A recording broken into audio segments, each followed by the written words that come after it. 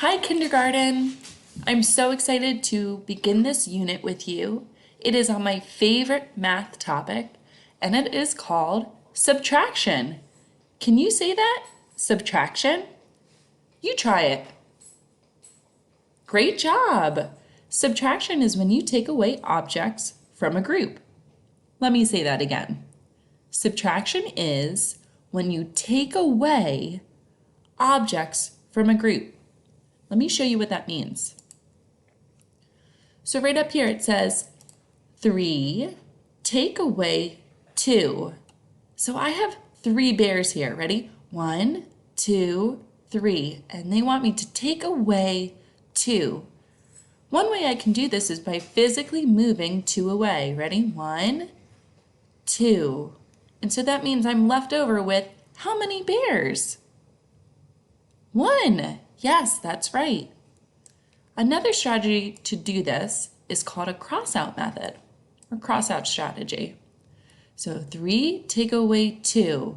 So instead of moving the bears over, I can take a pen or my marker and then cross out 2, because subtraction is all about taking away. So 1, 2. So then I'm left over with how many bears? 1. So 3 take away 2 is 1. Great, let's try one more. This says 5 take away 2. Let's make sure that it shows how many bears are we starting with.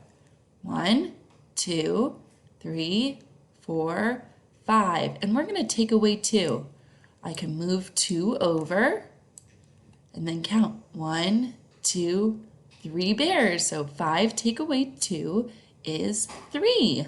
Another way I can do this is by doing that cross out method.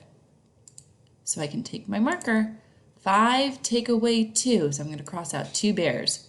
1, 2. And let's count how many bears we have left over. 1, 2, 3.